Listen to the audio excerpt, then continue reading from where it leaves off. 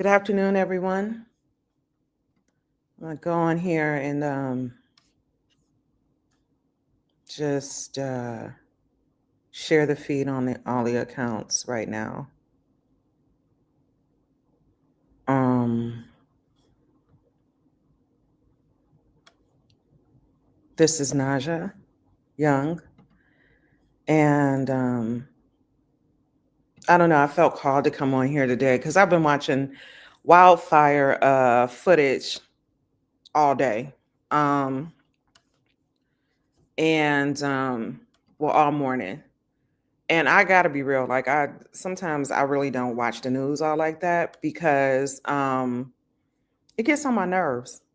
Um, it's so depressing, right? So I'm gonna just go ahead and share this to my personal page real quick. So if you're out here and you're watching and everything, thank you. If not, it's all good. If you're on Instagram, or I don't even know what this is on anymore. It's on YouTube. In any case, um,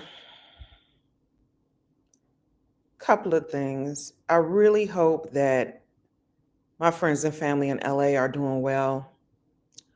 Um, I did talk to one of my very good friends last night because honestly, I live in my own special world, and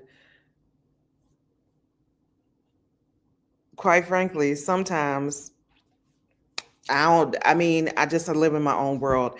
I have my own stuff going on, so I don't pay attention to the news like I should sometimes. I'm aware tangentially of a lot of things going on in the world.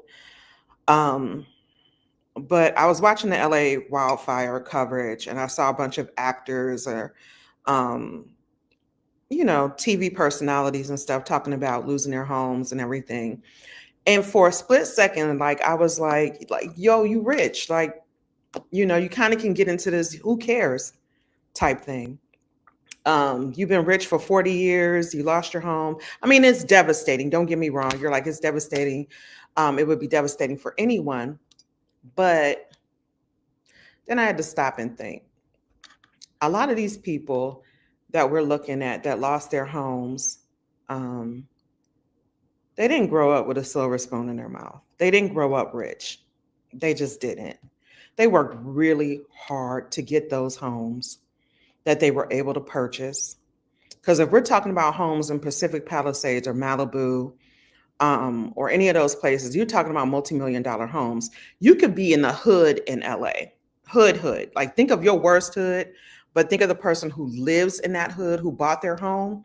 That home in Los Angeles County could still be worth $650,000 in the worst of hoods because the property is so valuable. Um, so people work really hard to get those homes. People worked tirelessly. They put up with a lot of shit to get those homes. Those homes are like a life achievement. And the reason why I'm saying that is because I did have a moment of, like, what does that mean when, let's say, Steve Gutenberg or like James Woods loses their home? Or Gina Yashere. So if you like Bob Hart Abishola, she was one of the show creators and she played the best friend on the show. Her home completely burned down. She was living in Altadena and her home completely burned to the ground. She just happens to not be there. She's in Costa Rica right now and had been in Canada filming.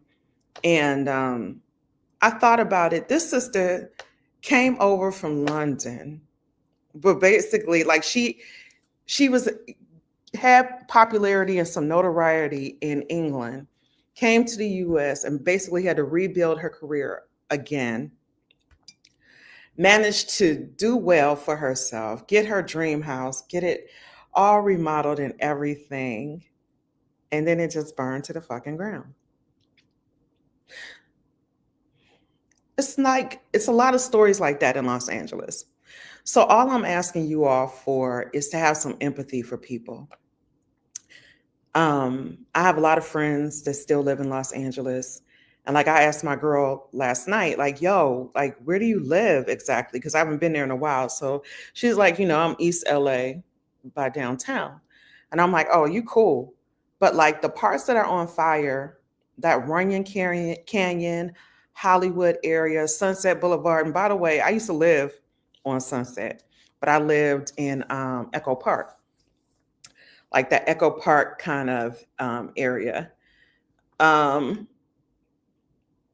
but further up Sunset, Beverly Hills, all of that, it's on fire. I went there all the time. Runyon Canyon, I went there many a time. Everybody, that's the thing to do is go hike Runyon Canyon. Um, and I have friends who have apartments in Hollywood, who have apartments in Pasadena and all these different places. And I'm going to work hard today to reach out to them. I don't know why I'm getting emotional. I might be PMSing. You know how I do. But and I put on earrings for y'all too, because I'm just in the house chilling and I don't even have cocoa butter on my face right now. I'm having a cup of coffee while I work.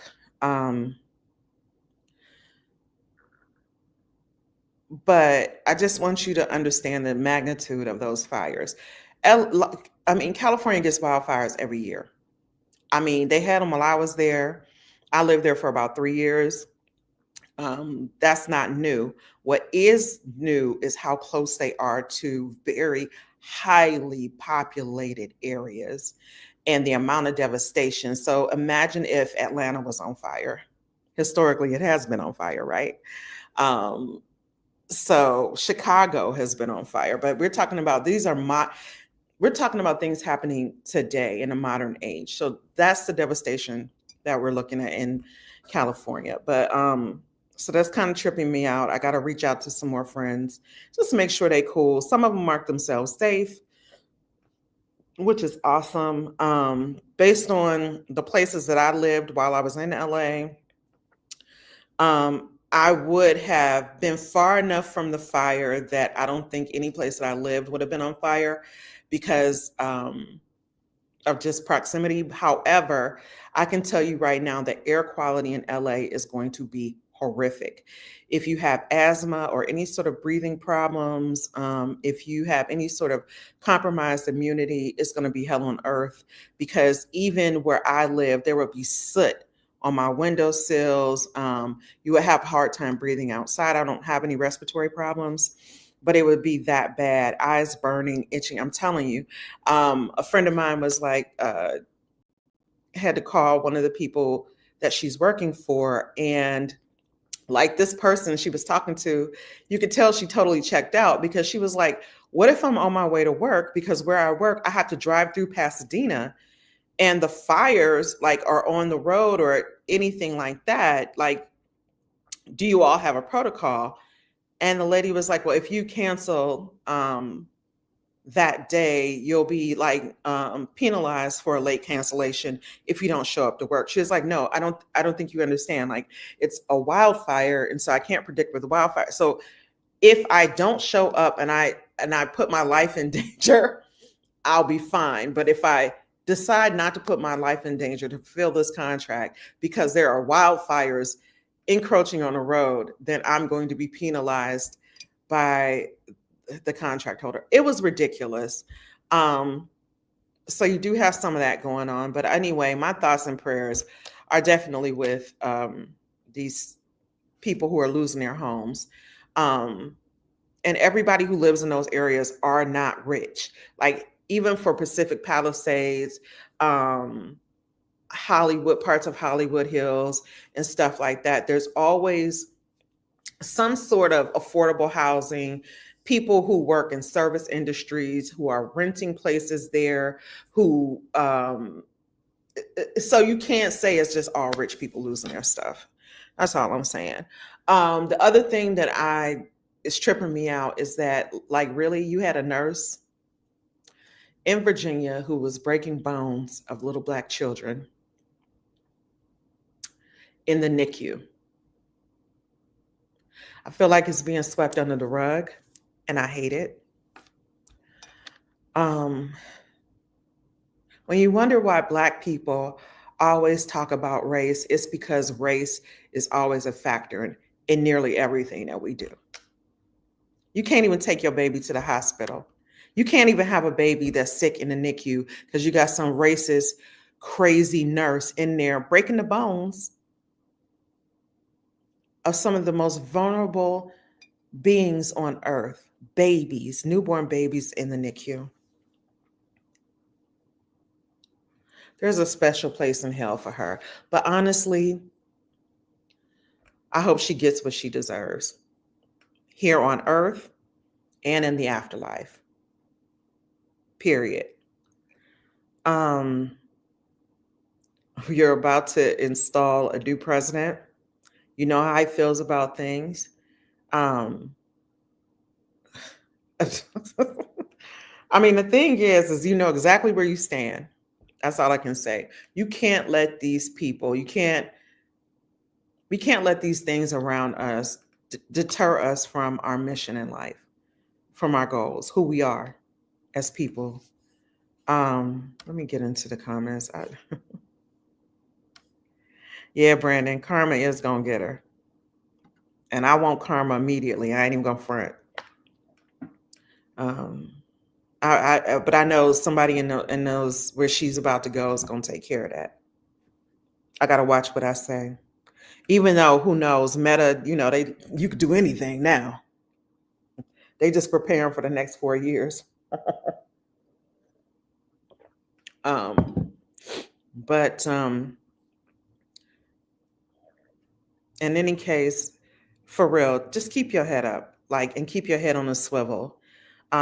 See something, say something, report that stuff. Support one another. Support one another. Real talk. Support one another because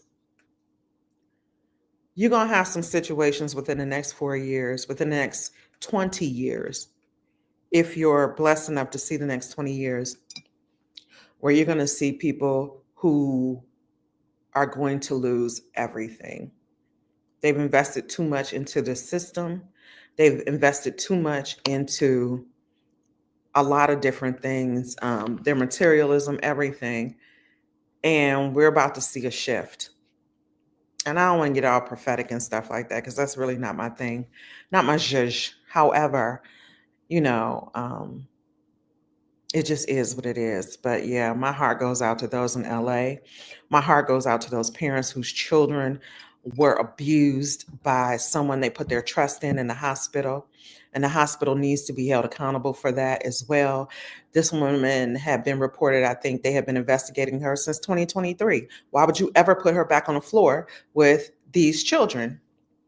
If there's a question of it, they should have taken her off the floor.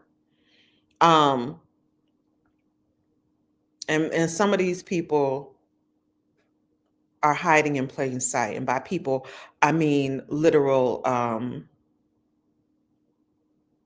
devils. Because I don't know what kind of person would do that to a baby, but a devil, period.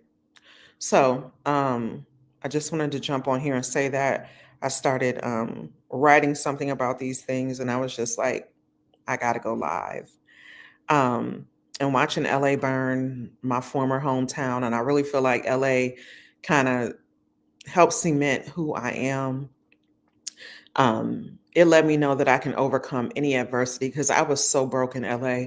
I thought I was on drugs and nobody had bothered to tell me. Like literally, I was so poor. I can remember counting pennies, counting change, just to do certain basic things, like to even go pick up a check. I was like, I gotta go and do this. But I made it. I survived. I met very good friends that I still love and respect. Um, it's been a pleasure to watch some of these friends on television, um, and in movies because I knew them when. Um, and everything happens for a reason. So I don't sit back and wonder, oh, if I'd have stayed in LA, would I?